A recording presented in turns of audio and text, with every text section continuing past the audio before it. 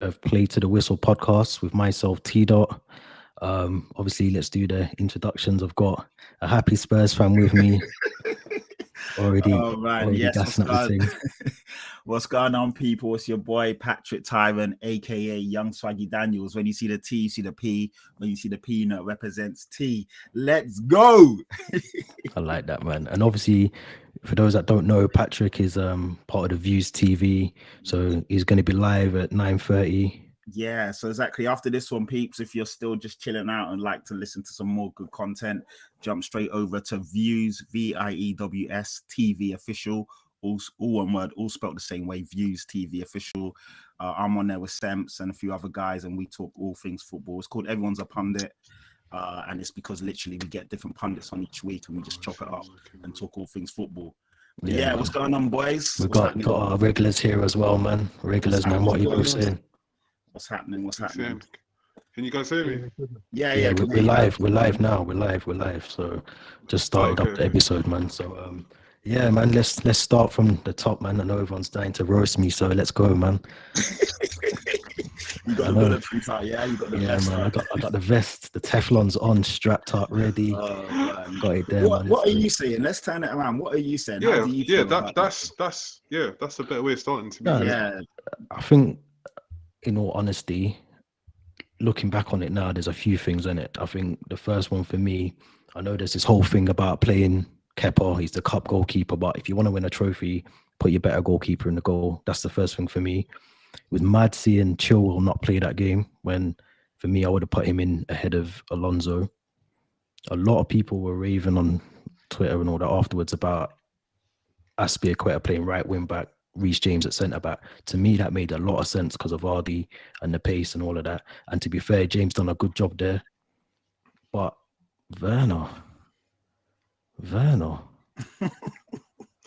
you got Tammy Abraham. So by his logic, he put Kepa in. We wouldn't be in the FA Cup final if it wasn't for Tammy Abraham. Oh, did you see his girlfriend's tweets? She was going nuts. Yeah. That's why I said earlier, he's done now. He's done. He was done anyway, but she was going mental. She's crucified him now. She's put the nail in the coffin. But in terms of the game, I thought Leicester, we started well. I thought they were looking good in parts of the game, but we started well. I wouldn't say we got battered. I think we had plenty. I think we had 13 shots, 3 on target. They had 1, the goal, but they deserved it, man. They deserved it. They dug deep. When Johnny Evans went off, you kind of thought, we might actually do this. But then they played well. They battled through and through. Schmeichel was brilliant. 2 saves. The save from Mount, the one from Chilwell, I think as well. We just weren't. Defensively, we're good. Midfield, I was happy with. It was just the attacking going forward. Rudiger was taking shots from outside the box. Like, why are you doing that? It's the FA Cup final, and you're taking shots from outside the box like this is a preseason. That shows a frustrated team. Like, all jokes aside, when players start doing that, their head's gone. Like, when you're not trying to build up and actually try and break your team down and just stick to your job. When you see people taking wild shots, like especially DMs and centre backs, the game's gone. Yeah, game's gone. 100. So. Yeah, man. I just think you lot need a clinical striker. Obviously, everyone thought Werner was going to be that guy. But saying that, because obviously being a Spurs fan, I watched Werner closely over the last couple of years, especially when we had them in the Champions League groups. And I was never really that impressed with Werner. And I said it to a lot of people, and they was like, no, he's a killer, he's a gunman, he's this, he's that. I said, I'm not really convinced, man. And then obviously him coming over, I know it's his first season, so we can't be too harsh, but can't be critical, man. Too critical. Yeah, but I agree, though. I've said it on here before that he's not the answer. He's not the answer. He's not. He's someone like, if you want someone to rotate with, is almost like a second striker, backup guy, cool. But he can't be your out and out number 9. He's not good enough to be that. I agree, man. Let me give everyone their chance to roast anyway. Let's go. No, man. I'll wait and see how the season finishes, man. No, I think with the starting lineup, I was a bit surprised. To be fair, I thought it was a bit too cautious from Chelsea. I think the switch, because he switched. They didn't start like that, did they? Reece James started as right wing back, then he switched because of Vardy. Or did they start like that? I think for the majority of the game, it was only for the first couple of minutes or so that he was playing right wing back. Yeah, because I felt even that there was nothing going down that side until he brought on Hudson-Odoi. And I know Luke Thomas is a young boy. I know he's coming to the team. He's done well for Leicester, but they didn't really test him at all until when did he bring on Hudson-Odoi? Last 10 minutes. Yeah. That was another thing. That was another thing I was going to mention. Sorry, that them subs were stupid. Like the subs that he made were stupid. He had Werner on the 82nd minute. He hadn't done anything. You know what? Usually Tuchel's got it right. Like so far, it's like a stroke of genius. Him coming in, obviously he's elevated you lot from 10th to comfortably sitting in the top 4. He's got you to a Champions League final, got you to FA Cup final. He had pretty much done no wrong until Saturday. No, Thursday. Arsenal. Oh yeah, Arsenal. Shit, yeah, I forgot about that. Yeah, that was a shocker. That was a shocker as well. I think you lot didn't take Arsenal seriously, to be fair, and it came back to bite you in the ass. Mm-hmm. I know their goal was a bit of a comedy of errors or whichever, but you lot didn't really show much to get back in that game anyway, did you? And then I thought, cool, you'll go at it. But you know what? I think Tuchel almost got brushed with that Guardiola thing where in finals they go too crazy. It's like they overthink things and overdo it. So they're keeping it simple and doing what got you there. They start mixing it up. Like you said, Tammy should have played. When you start mixing centre backs and right wing backs and right backs, just complicates something that doesn't need complicating. You didn't need to do that. Just keep it. But sometimes when you're in the finals, you just kind of, you know what I mean? You get a bit, it's a bit mad. So that's what killed you. I agree with what you said as well at the start about the not starting Chilwell. Because Chilwell's more, it's not just that he's quicker than Alonso, he's more aggressive. Like when he makes his forward runs, he makes them with intent. There's aggression behind them runs. Even obviously the disallowed goal. And as soon as he came on, he made a massive difference. But I think that was the main thing I noticed watching that game was like both wing backs, they were just too cautious. They were more worried about like what was behind them. Yeah, like what's going on behind. And if Iniacho got behind rather than just like, we're Chelsea and we can actually win this game, like do what they're supposed to do, and then they would have won the game. But that happens sometimes in finals, man. Like players get nervous, like they're not used to like playing at that stage and playing at that level. And finals, it's them games in a season, man. They're completely different to most other matches, isn't it? Yeah. And I just saw like not just Chelsea, but even with Leicester as well, there was a lot of nerves. Because even in Iniacho weren't himself. Yeah, he's played lately. He was clumsy, innit? He was clumsy. Yeah, he's clumsy. He was bouncing off him. Yeah. Like he's not usually like that. And I feel like there was nerves on both sides. Yeah. But yeah, I just felt like the decisions and the changes that he made to the team. I thought if he just started with a bit more intent, a bit more attacking intent, I think they would have got it over the line. But I said to you, but same thing I said last week as well. Like I wouldn't have started Werner in any of these big games. That's what I said when we was recording last week. Okay, that's interesting. Yeah. Who would you have started? Like I said last week, Pulisic, Mount, and Havertz. I feel as though Havertz, you could play into him, it can stick off him, players can run off him, and it's a bit more fluid. And they create more chances when they're together. Whereas I feel like when Werner's on the pitch, it's just all direct and like let's just try and like, pull it in behind for him to run onto. And his confidence is obviously low at the moment as well. So yeah, it's true. I think like for finals, you just need guys that are on form and guys that are playing well. So that's what I was saying when we recorded last week. I wouldn't have even started him. I'd bring him on for impact, but I wouldn't have had him in from the start if it was like me personally. Yeah, no, I agree, man.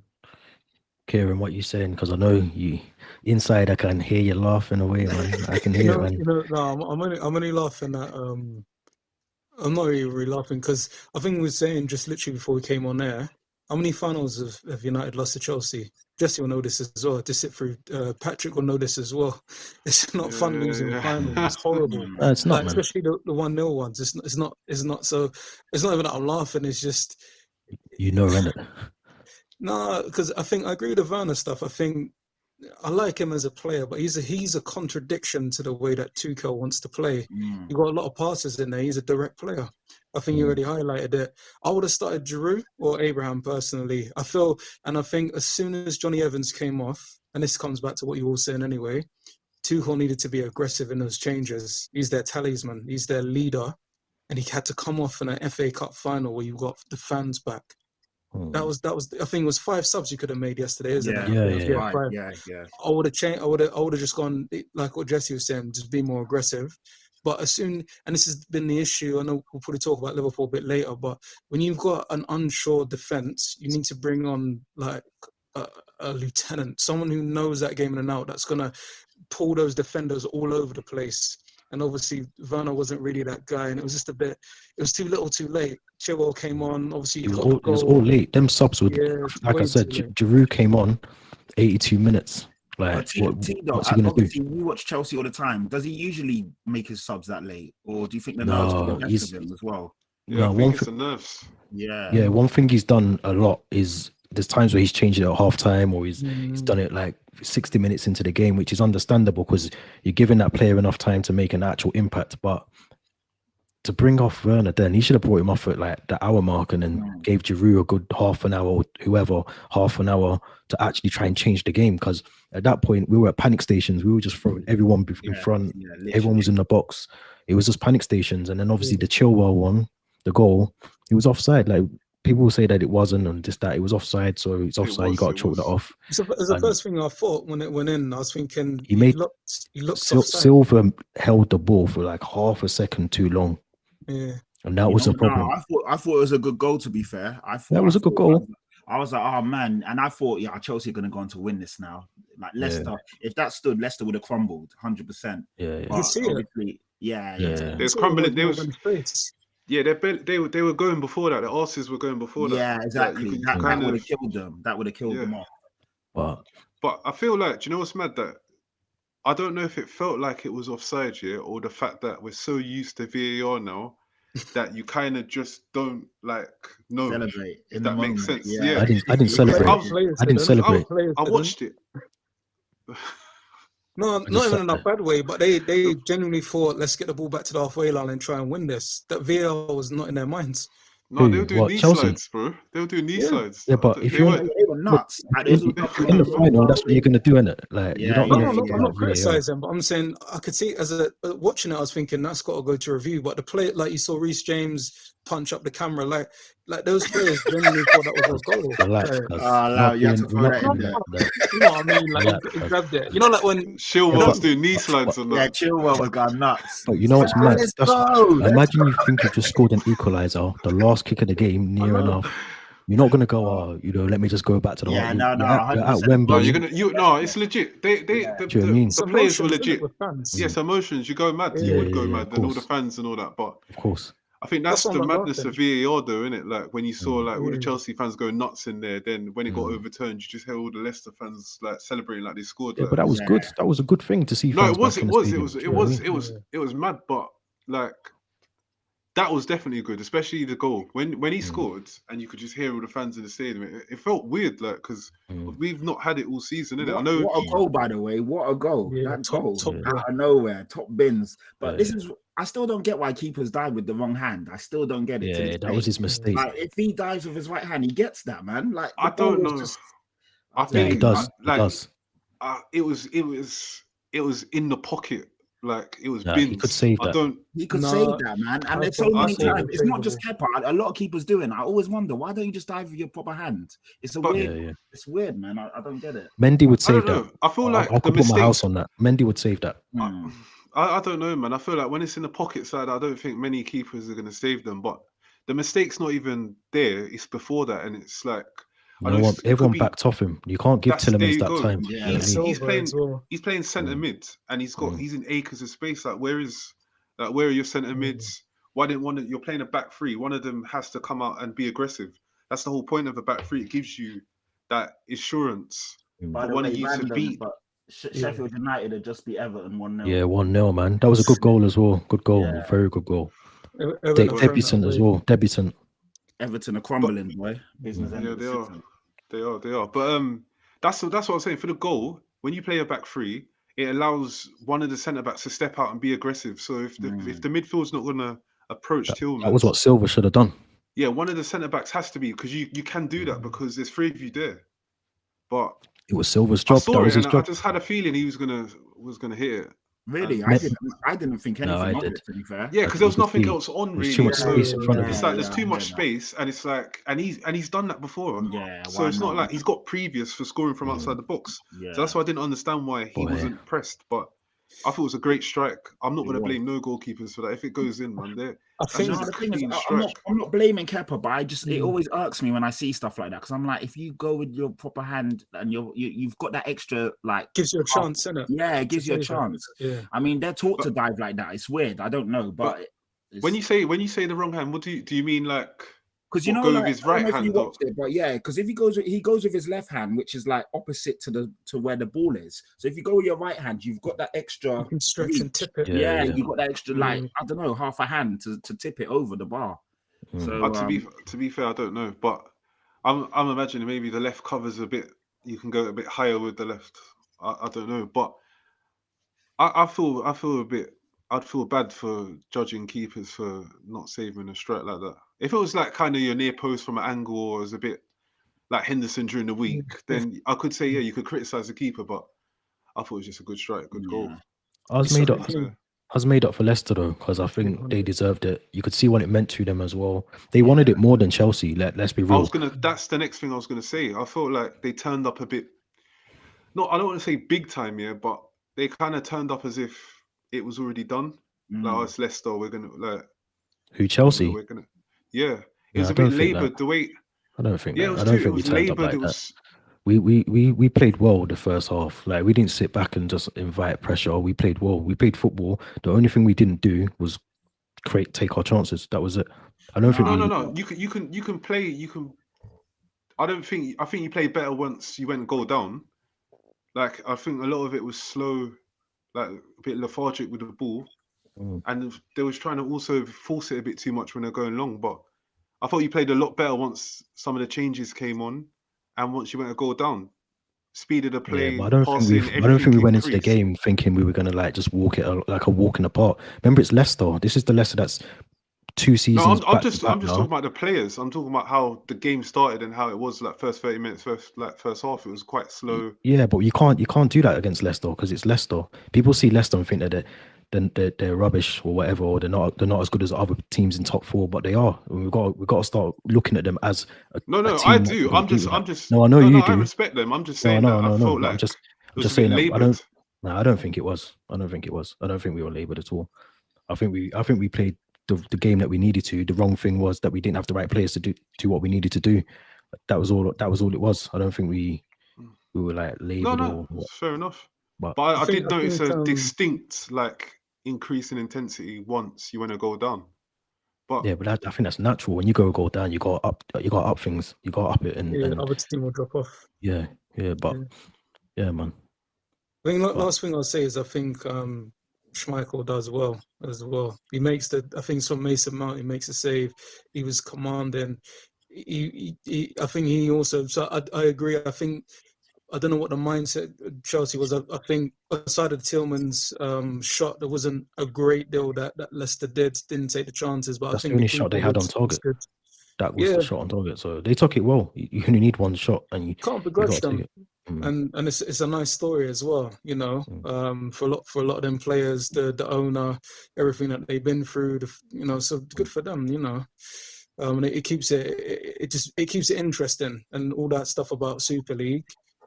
This is why obviously you want it competitive, because you can have a story like this, you know what I mean? So I think we should leave the FA Cup anyway, because I've been speaking about it for 24 hours now. My head's hot already again. And Patrick's got his Tottenham shirt on anyway, so let's move over to Tottenham, man. Let's leave Chelsea alone, man. Give us the rundown, Patrick, man, because obviously you lot had a good win today. I was quite scared going into today's game because I don't know if you guys are aware, but the last 4 or 5 games, the home team has never won. It's always been the away team. Yeah, and they're like our bogey team. Every year we play them, obviously expecting to win, and they always beat us. So I was like, here we go again. And obviously at business end of the season, I know top 4's done, but we still want to finish as high as you can, potentially finish 6, at least finish strong. So I was a bit worried. But as the game started, to be fair, we were comfortably in control. But as the goal wasn't coming, like we hit the post, the keeper was making loads of saves. I was thinking, oh, fuck, it's going to be one of those days. Do you know what I mean? But we scored just before halftime. They were showing, it was a weird one because they were showing something, and all of a sudden the camera panned to Kane and he's through and he scores. And I was like, wow, I noticed that. Yeah, I noticed that as well. Yeah, literally, they was rating Connor Cody. Oh, Connor Cody's done this, Connor Cody's done that. And commentators cursing it. Yeah, the camera panned and came through, touches it past the keeper, doesn't fall over, and he scores. I'm like, wow, what's going on? So then, so again, as you guys said, with the whole VAR thing, I didn't even celebrate at first because I didn't see the builder. I didn't know what had happened. So then when I saw that it was a good goal, I was like, okay, cool, we're going in 1-0 up. And then from there, I felt comfortable. I didn't really feel threatened. Traore is a problem, though. When he's running at you, oh, my God, like he's scary, isn't it? Like if his decision-making was just that little bit better, he would be a killer. Yeah, but he's scary when he's running at you because like you just see all the players just backing off. They don't know what to do. No one wants to commit because he's so fast and powerful. But yeah, going back to the game, it was a good win. It leaves us, obviously, if we win our games, then we probably finish 6th. If other teams drop points, we might nick 5th, but it's just a bit of a shambles, really. When you look at the whole season as a whole, compared to, the amount of points that we dropped from winning positions, if we would have just dropped half of those, we'd be in the top 4 comfortably. So yeah, so we've only got ourselves to blame. It's not like we stunk up a lot of games as well. Obviously, at the moment as well, even Gary Neville made a good point. He goes, this team just needs some direction now. We need a manager to come in and actually lead us because, yeah, we got good players, obviously, in attacking third, but there's no leadership. We don't know what we're doing, innit? These guys can obviously, Son and Kane can always score a goal. Bale can turn up now and again, but there isn't no patterns of play. There's no cohesion. There's no real team spirit in the Tottenham team at the moment. So, we're good enough to beat teams like Wolves or wherever on our day, but against the better teams, you're going to struggle if you don't have actual identity. Can I ask you a question? Who would you want in next as your next manager? I would have said Brendan Rodgers. I'd still say Brendan Rodgers, or I'd say Ten Hag. My first choice was Nagelsmann before, obviously, the whole Bayern Munich, and he's done. That's a done deal. He's gone to Bayern Munich, so obviously he's out of the picture. So I would ideally still say Brendan Rodgers or Ten Hag. I don't know. Ten Hag just signed the deal, didn't he? No, well, he actually didn't. They just triggered the extension.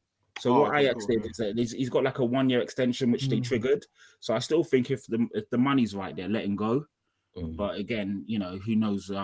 I don't know how much we're gonna have to pay for that. I know Brendan Rodgers is on 10 million a year, but even for Brendan Rodgers, I think for him, is he? Yeah, Brendan Rodgers on 10 million a year, man. They look after him well, man. That Leicester money's good, isn't it? 10, I know. He's on 10. Leicester are really showing that ambition now, man. They're really pushing on. Do you think he'd leave Leicester off the back of yesterday as well? I think so. I think if a bigger team come in for Brendan Rodgers' own ambition and for him to push on, I do think at some point he will leave as well. I don't think he's going to stay there forever. I'm not saying. I do think I don't think it will be Tottenham. I was going to say, Arsenal or Man United, whoever. I think if a bigger team come in for Brendan Rodgers, he will leave.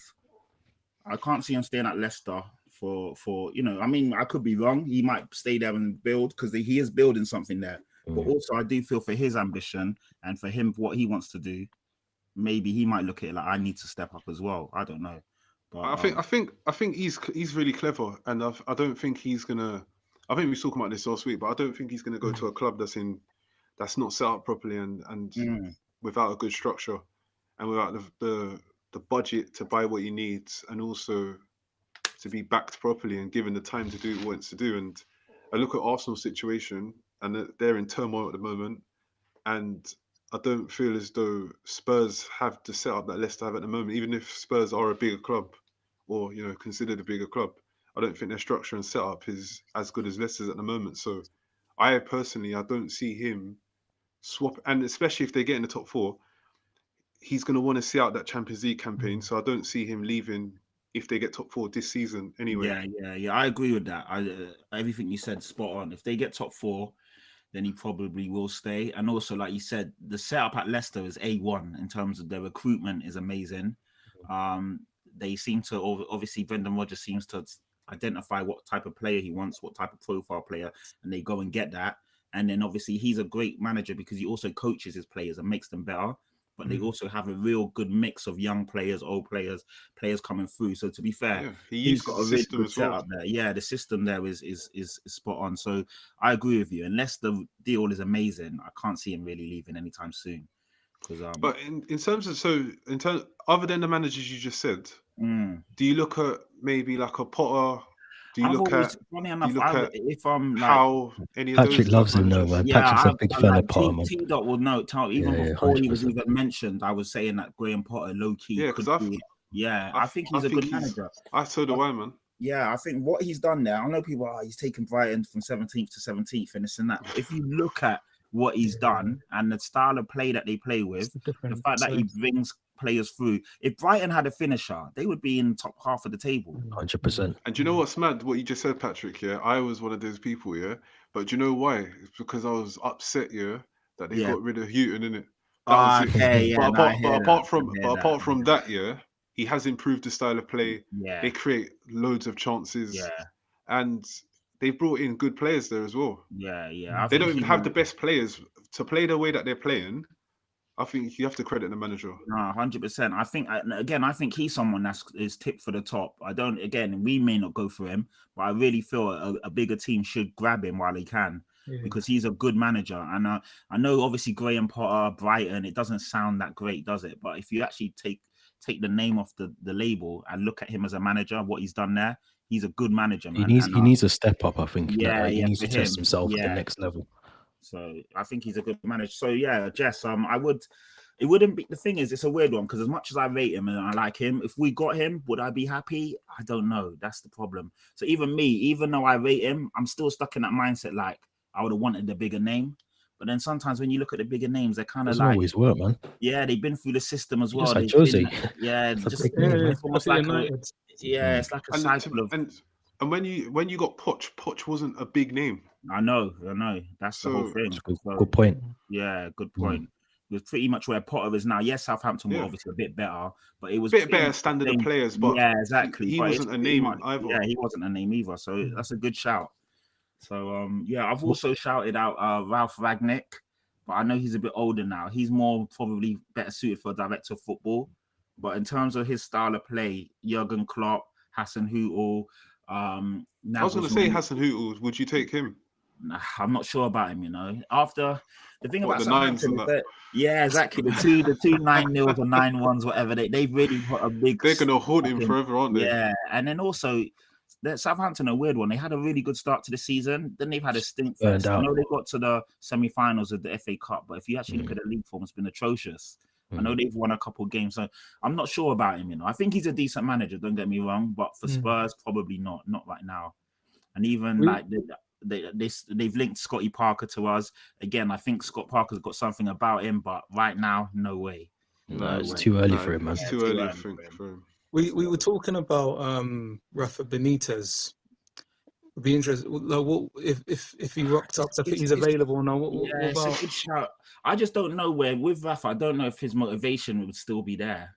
If he was like, don't get me wrong. Obviously, his credentials are amazing. He's a good manager, but I'd probably want someone a bit younger and maybe a bit hungrier. I think with Benitez, I'm not sure if he'd be doing it. I think he'd be good, because I think he'd steady the ship. He'd do what needs to be done there, like get rid of all that deadwood players that are there now. He'd get rid of a lot of them. He's a proper football man as well. So I think if he takes a job, I think he takes it with 100% commitment. He will put everything into it. I wouldn't question his desire or hunger if he got the job. Okay. But he's one of them managers, not like Jose, but he needs everything to be the way he wants it to be. So that's the only, that could be the only issue. But if he got everything he wanted and he had control of the things that he wanted and he could bring the players in that he wanted, I think he could do a good job at Spurs. But do you reckon he'll get that with the owner that's there now, though, as well? No. That's a massive gamble to take. But that's the problem. And it'll be interesting to see who the next manager is. Yeah, I know. It really will be, because until our infrastructure changes, i.e. Levy either gets out or he steps away from footballing decisions, we're fucked. And it's going to be the same revolving cycle, no matter how good the manager is, no matter how good he looks on paper, no matter what his past CV is. If Levy's coming in and making every single decision, being an arsehole with transfers, making things difficult for the manager, basically picking his players, making sure the guy's working with his hands tied behind his back. It's really the same old same, and it just becomes the same 18-month cycle, and then the guy gets chopped, and then we just go back and back and back. So, yeah, you're right. Until Levy either steps away or, lets the managers actually have some control. That's why I think we really need a director of football, somebody that literally is that middleman and pretty much recruit, because our recruitment is poor. Our recruitment is piss poor. When's the last time we've picked up a gem or somebody that we didn't know and he's come through and shone? I know we picked up Højbjerg, we picked up this player, but they're all people that we all knew, we all saw. But if you're looking at Leicester and other teams, they're picking up gems, guys that you've never heard of, and they're coming in and doing bits. Do you know what I mean? And I think our recruitment is poor, man. And again, that's a problem. Yeah, because I think we spoke about that last week on the pod. I feel as though Poch wanted a back four pretty much. He wanted defenders. Yeah. Jose wanted defenders. They have complete different styles of play, but it's still the same problem. Exactly. And I think that's Spurs' main issue. When I look at the rest of the team, I like the rest of the team. There's enough there to challenge for trophies and to get Champions League, but I feel as though the defenders, like if you could only get one signing, I feel like you need a centre back. 100%. And if you look at it's shambolic. I mean, we were linked to Ruben Diaz. We were messing about. We didn't put the I remember. Yeah, messing about with the money. Exactly, crazy. And look what he's gone on to do at Man City. Skriniar as well wasn't playing for Inter Milan. He wanted to leave. We were messing about. He ended up staying. Obviously, he ended up being a rock for them. They went on to win the Serie A this year. There's so many defenders that we've been linked to that were quality. And then in the end, no disrespect to Roden, because he's actually come in and been good when he's played. But we ended up getting Joe Roden on transfer deadline day. I was like, who? Who the fuck's this? I'd never heard of him. I can't even lie. Nobody was like, oh yeah, he's a championship defender of the year last year and blah, blah, blah. But I'd never heard of the guy. And then he's come in. The thing is, he's actually looked good when he's played. I still don't understand how Dyer's starting ahead of him after mistake after week after week. Because his mate's the manager now. Yeah, there you go. Like Harry Winks has somehow crept back into the fold. I'm like, what the fuck is going on there? So, yeah, man. You're right. Though. I was gonna speak about that actually, because I watched the game and I thought obviously the team played well, and I thought Lo Celso and Højbjerg played well together. Yeah. But what's your thoughts on like that situation with Dembele and Mason? And I just don't get it, man. I don't get it. Unless something's happened behind the scenes, I just don't understand how Ndombele's not. He's not getting into the starting lineup. Cool, that's one thing. But how is Harry Winks always coming on first now? And Ndombele's either getting 10 minutes or he's not playing at all. So it's really like, I mean, the thing is with the Harry Winks situation, when he first came through, I thought he was going to be like pretty much our Iniesta. He was so promising to begin with. He looked like he was doing all the right things in the middle, was a great recycler of the ball, could spray a pass, break up play, blah, blah. But as things have gone on, you can see he's not the answer, man. And not developing. I don't think he's a good player, to be fair. He's not good enough to be at any top 6, even a top 10 Prem team. But how has he crept back in now? And is he playing before your likes of Ndombele's, your likes? Yeah, it's confusing, man. So I think it's just the mates rates thing, because these boys with Mason, those guys are getting a run. And to be fair, that's pretty much how. Sorry, go on. No, because when I watched it today, I like Lo Celso. I like him at centre mid. I know you didn't buy him to be a centre mid, but I don't know. I was trying to work out why maybe he's not playing in Ndombele. And when I see Lo Celso and Højbjerg, maybe in there he just wants 2 touch. Maybe just wants it a bit more simple, and he doesn't want many touches in there. And because some managers they're really cautious with their centre mids. They don't want any expression in there, innit? To be honest. And I don't know if you agree with that or not. No, I do. I think probably that's what it is, because obviously Ndombele brings something different, and he likes to get on the ball. Obviously, he can pirouette, twist and turn, pick a pass, do something completely different. The thing is, he's so different to everyone else in the Premier League and even at Spurs. But you're right, some managers don't like that. They just want 1-2 boom, 1-2 boom. You know what I mean? Keep it simple, rotate, keep it simple. Because I like Ndombele. If it was, I like the way he plays, innit? I would play him. Same. I'm wondering whether it's just a cautious safety thing, because a lot of especially when you play a 2, a lot of managers don't want any risk in there at all. Yeah. And maybe I think it's the same with Jose. That's why he's playing him in the 10 rather than playing him in the 2. And if you look at Ryan Mason and what kind of player he was exactly your question. So I totally agree with you. I think that's pretty much what it is. So I've got one final question because I know you need to leave us yeah shortly. So my last question is, what can you see Tottenham doing next season, and what will it take to get whatever the achievement is that you think? What? It's a great question, but all depends on who we bring in, man. Until we know who the manager is, I can't really answer it. Let's say it's one of the ones that you've just reeled off. Then hopefully we push on for the top 4. But like Jess is saying, we need a real quality centre back, because right now our centre back options are not really where they need to be. I think, to be fair, I think we need 2 good centre backs and a right back. I think if we get those, then we could push on. So it depends who we bring in as a manager. And then we definitely need to shore up the defense, and then hopefully, no way obviously will we challenge for the league, but ideally you'd want a nice cup run or 2, and then at least a fight for the top 4 spots. Because obviously we fell away this year. The thing is, this year we were in all of that, but we just fell away at the last hurdle. So yeah, a bit of solidifying the defense, and then we can hopefully push on, because Chelsea will be better, Man United will be better, obviously Man City will always strengthen. You're looking at Leicester, they'll probably be better. So there's a lot of teams, man. There's a lot of teams now. Man. So yeah, man. No, I hear that, man. But like I said, I know you gotta go and do your thing. But obviously, I appreciate you jumping on. Well, ideally, if you ever start a bit earlier, then I can obviously jump on and not have to rush off. Yeah. No, understandable. But obviously, just tell the people. Views TV, man. So it's Patrick, 9:30. It's Patrick Tyrant. Patrick Tyrant, all one word. But the podcast is Views TV official. It's called Everyone's a Pundit, and it's pretty much as it says on the tin, everyone's a pundit. We invite different people from different teams on, and we just chop it up and talk football. So all of you guys, I'm gonna shout you lot, add you on Twitter. You lot are more than welcome to jump on whenever you want as well. So but the basis of the show is you've got me, a Spurs fan, we've got Jason, who's an Arsenal fan, and Semps, the host, he's Man United. So obviously you've got 3 big teams, and then we just get different people on. So this week we've got a Chelsea fan on for obvious reasons. And thankfully it's not me, so it's all right. I can chill, man. And then, go into my bed after this. We just sit down and chop it up, man. So it's a good show. So yeah, if you lot are free afterwards, just jump on. And like I said, I'll be shouting all of you guys to jump on in the upcoming weeks as well. Yeah, definitely, man. So boys. Thanks for having me on it. Appreciate that, Patrick. Thanks for coming appreciate on, man. Yeah, no, appreciate it. Thanks for having me, man. Talk to you on a bit. Cool.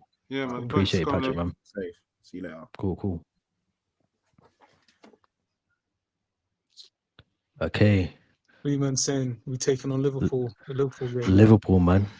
Liverpool, man. Do you know what's mad? Yeah, I was watching a game, and I didn't see no outrage with.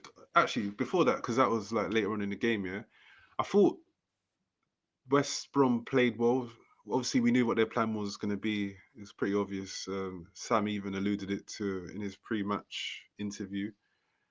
They knew they weren't going to have much of the ball. They were going to let them have it, and they defended really well, man. They got in a low block. Everyone was doing their jobs. They were concentration was high. They defended well, and yeah, it was funny because I think Dave Jones or someone was laughing at Robson Kanu because he hasn't obviously had a start in 4 years. Well, he hasn't started in the Premier League in 4 years. Obviously, they've gone like up and down in that time, and he took the goal really well, man. Good touch to get in front of the defender, and he slotted it well. Yeah, timed his run well. Great finish, man. And they done well. And then Salah just does what Salah does, isn't it? Like and that's, I think, good goal scorers. They take their shots like that, don't they? Like they don't let them the goalkeeper set. They take their shots quick and they place them, innit? And it was a good finish by Salah. And then in terms of obviously the decision, do you know what's mad? When I was watching it, I was just waiting for the whistle because once I can't remember who took the corner for West Brom. It was Conor Gallagher. Yeah. So Phillips is already pushing Alisson. So I was waiting for the ref to blow anyway. So he was impeding Alisson, and then whoever gets the flick on, once that's flicked on, he's already standing right in front of Alisson. So he's already fouled Alisson, and then he's already standing in front of him, literally blocking his view. in an offside Was it position. offside or a foul though that was given in the end? No, I think it It's was a foul. For the foul. He Because wasn't. it was a foul. He was onside. I can't remember who was playing him on. Bartley scored. Bartley finish, came from. yeah. No, Bartley was onside. There's nothing Yeah. wrong from the goal, but Phillips is standing in front of Alisson. He's already fouled him, and then once the ball's in play, like it's the next phase, he's blocking Alisson. So I don't see how the goal could stand anyway. I think it was a bit harsh, if I'm honest. But I understand. Like I said before I came on, I understand why it was given as well. So I do think it was harsh, though. Yeah, I'm not sure. He's standing there. The keeper pushes him. If it's two defenders, it's the other way around. I thought they gave an offside because I switched off the commentary, so I can't deal with the commentators. But I thought they gave offside because I thought he was in the line of sight of the keeper, which is what I thought. I know. Huh? He was standing like literally right in front of him. Yeah, and my thing was, it's one of those ones where you do wonder if it was the other way around or if it was one of the teams, you know, City, United, Chelsea, Liverpool, whether that decision is that decision. That's when I'm not going to begrudge the offside, you know. I think if it was even the other way around, because of the fact we've got VAR now, they've got a chance to look at these things. And I think even if it was the other way around, they've got time to look at it and see that the person's blocking the goalkeeper. So I think. Yeah, I mean, the goal itself for me was completely legitimate. And the goal that's legit. Yeah, I question. He is kind of in a lighter sight of the goalkeeper, but I don't think the goalkeeper's going to get there anyway. So that was the only thing for me that was a bit questionable. But it's 6 of one, half a dozen of the other. It's that ruling now, doing it that if the goalkeeper is being impeded, then it is. Yeah. That's why I can see why it was given. Do you know what I mean? Like I was literally saying as I started, like when I started talking about it, like I was just waiting for the whistle because he's literally impeding Alisson. So I was expecting the whistle at some point anyway. And obviously it led to a goal, but yeah, I'm not really that shocked about it, to be quite honest with you. There's been worse decisions than that as well this season, man. It's been a lot worse. But yeah, they you have to credit them, man, because they didn't play the best, but West Brom didn't allow them to play either. So the way how West Brom stuck to their job, they made it hard for Liverpool. But I thought Thiago was brilliant for Liverpool today. Yeah. Maybe he's growing into like how it is in the Premier League now. He's starting to understand it a bit better. He's got getting to grips with it.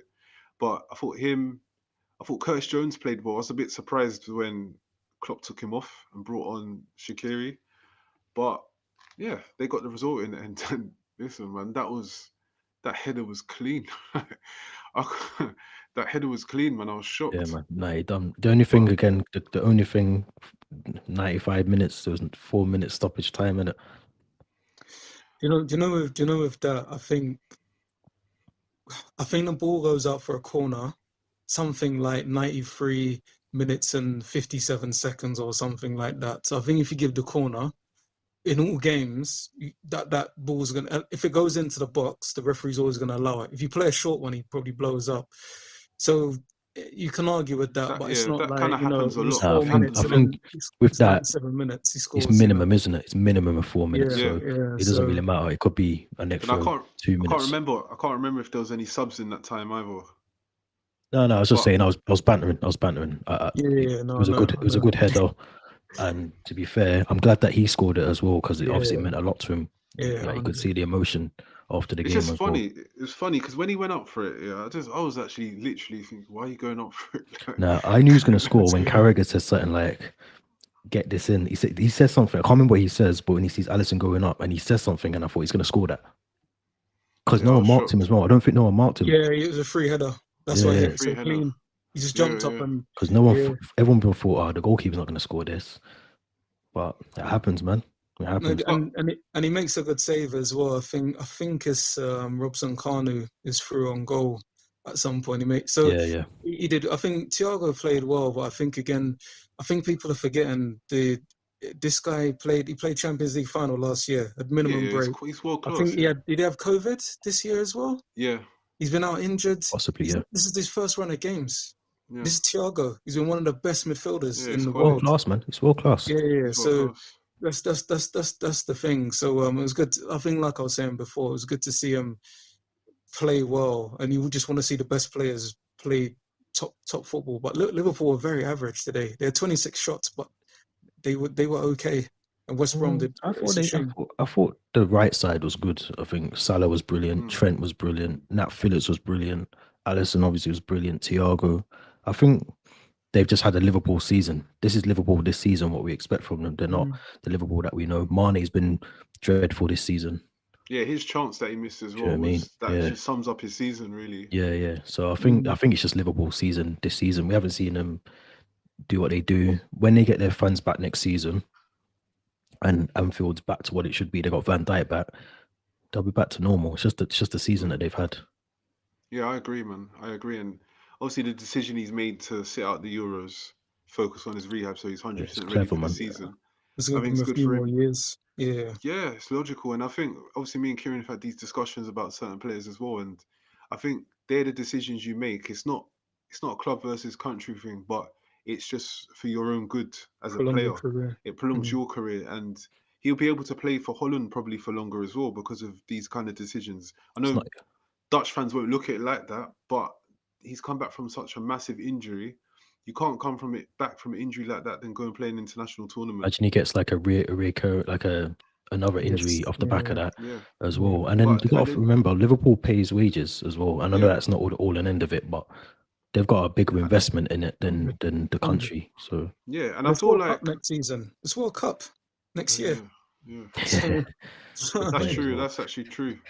You know what's mad? Because of how we are, and we've been in lockdown, and this is a rescheduled tournament. You actually forget that the World Cup was next year.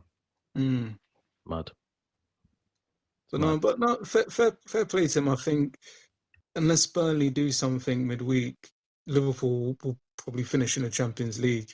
I know Palace did well today. I think they play. Is it Palace last day of the season? I think they play, and they did well today. But they got Burnley and then Palace. I think that could easily be like 5, 6, 7. If Liverpool need a winner now on it, and Palace last day of the season, nothing to fight for, that could be. And it's Leicester, Tottenham. I think Chelsea got on the last day. Villa, I think it is. Aston Villa. Liverpool will finish in those places. I think it's just down to Chelsea or Leicester. It's literally a playoff. I think after Tuesday we'll know. After Tuesday we'll know. It's interesting. Anyway.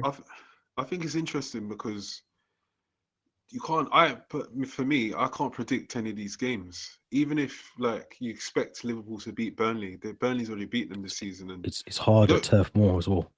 Yeah, but then at the same time, Villa, like with all these teams, they haven't got anything to play for, but like they can still turn up on the day and get the result. So it's going to be tough, man. But the way that they won that game, they're going to have momentum now. And they'll go on to do it now. Whoever doesn't win, if your game ends up being a draw or the team that loses, one of us needs to win. Either Leicester needs to win or Chelsea. You can't be. Whoever doesn't. If whoever doesn't win that game is in trouble, to be honest. Yeah, 100%, man, 100%. Especially when they finished that game today with that momentum, that confidence. You know.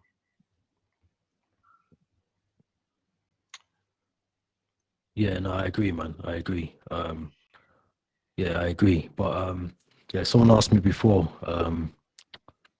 yesterday, I think it was. They said if Chelsea obviously lost FA Cup, we don't win the Champions League, which I said last week that I think we're underdogs. We're not going to win that. And we don't get top 4. Has it been a bad season?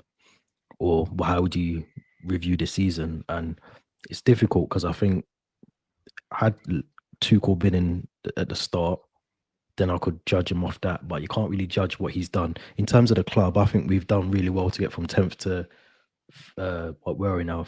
3rd, 4th? In the space that we have. We got to a final and a Champions League. No one's going to remember all of that though if we don't win any of them and we don't get top 4. So I was going to say, I think it's a bit similar to because Avram Grant didn't start that season, did he? No, he never. But his first game, he got battered by United. Yeah, he didn't start that season. Yeah. And he ended up getting sacked, didn't he, at the end of that season? I think it's a mad one because he's improved, obviously, the league standing. He's got you into the top 4 and obviously got you into 2 finals. But I think if you end up trophyless, it puts a lot of pressure on him I going don't. into next I don't season. think it does. Oh, going into next season, but not. Yeah, I don't think it's a I clean don't think slate. I think it's a clean slate. So I wouldn't even worry about that too much. I'd be pissed off that we got to 2 finals and we were in the top 4 at one point, whether it be the last couple of weeks, months, whatever, and we didn't come away with anything. I'd be pissed off at that, but I wouldn't blame that on no, Tuchel. I'm just saying that, like, we know what Roman's about in these situations, and he's got precedent for it already. And I don't think he will take it kindly losing 2 finals, regardless of when the manager came in. So do you know I what's mad, think bro? I'm not saying that he's going to get sacked this season. No, I'm I know just you're saying saying that if he lost the pressure's both, on.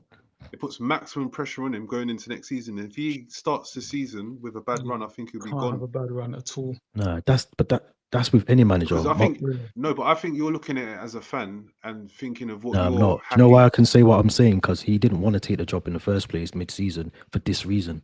So his whole thing was he wanted to start the season next season, but Abramovich said, we need you now because we're fucked. So he didn't want to take the job anyway. So I don't think he can. I hear what you're saying around having a bad start, but I don't see that happening because of the way that we've played under him so far. The amount of clean sheets we've kept as well. So I don't think we're gonna have a bad. Well, I hope we don't have a bad start to the season. I didn't say he's gonna have a bad start. I'm just saying it will put like a lot of pressure on him because that's with any manager. Everything's hypotheticals. So when he took the job, I don't think he probably didn't know he's going to get to Champions League final and get to FA Cup final. So now that if he doesn't win both of them, it 100% puts pressure on him going into next season.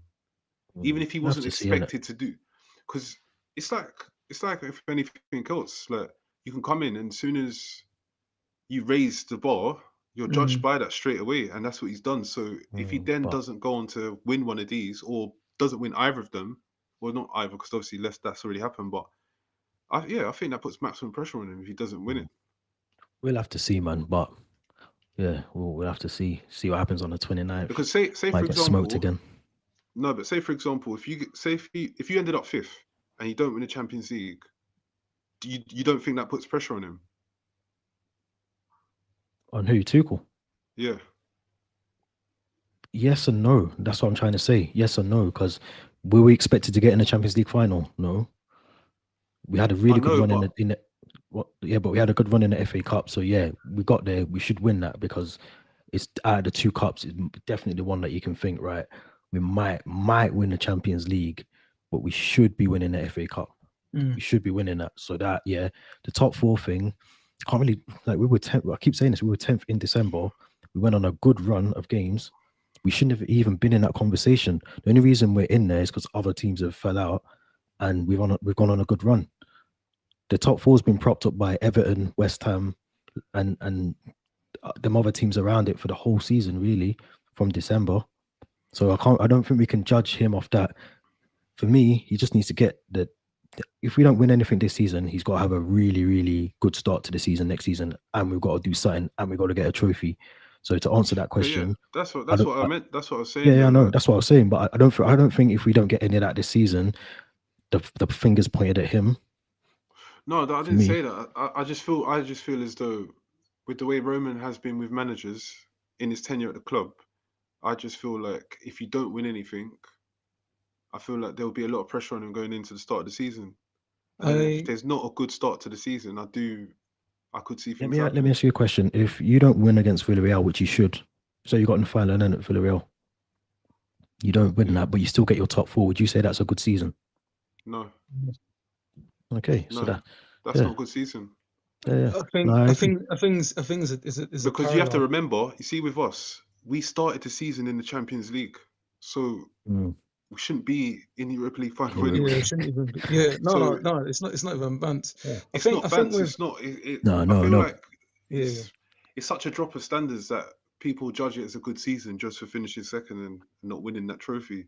But and you're playing Villarreal as well. Yeah, I wouldn't consider that a good season. I think with Chelsea, because I think the original question was, does it count as a bad season? You have to say yes, really, if you finish 5th and no trophy, because you finish, what was it, last season 4th and an FA Cup final. You could have spent 10 million, you could have spent 200 million. The difference is you improve your squad, and to then finish lower and win no trophies, for me, it's a bad season. I'm not blaming Tuchel. It's a good job we're wrapping up soon, so I was going to talk money and how much you spent.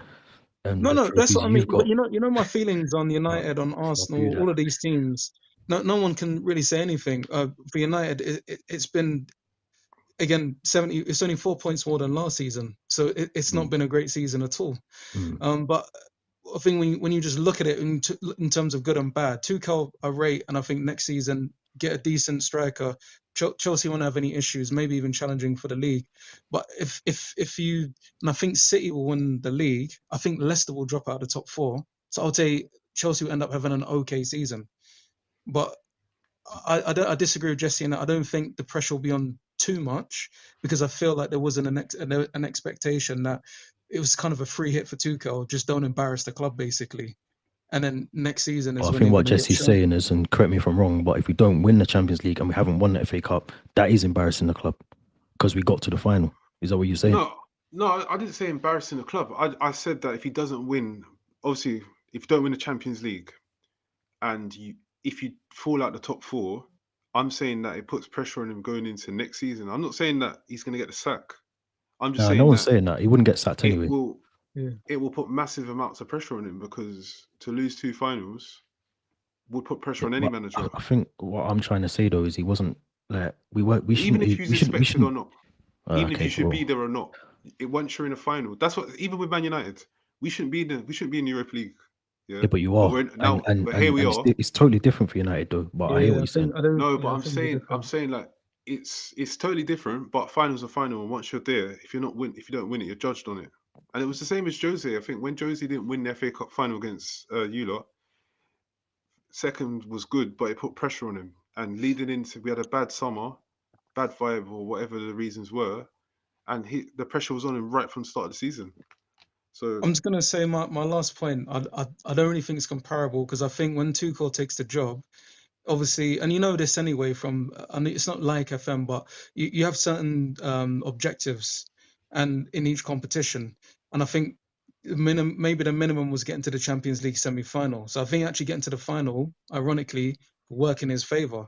Because I don't think, when did he take over? Was it February? It was the round of 16, right?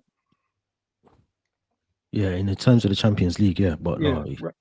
So I don't think that his minimum objective was to win the Champions League or get into the final. So actually I feel like, and the same with the FA Cup, it might have been to get to the final or something. They'll be disappointed he didn't do it with Leicester, but I think he's just going to be under the same pressure as if he would have started in July as if he started in February. I don't think it really makes much difference, personally. So I hear what you're saying, Jesse, in terms of the Romans' history, but I hear what Theo's saying in that I think it's just a clean slate summer, and if he goes on a bad run like any Chelsea manager, doesn't win for 6-7 games. That's all I meant.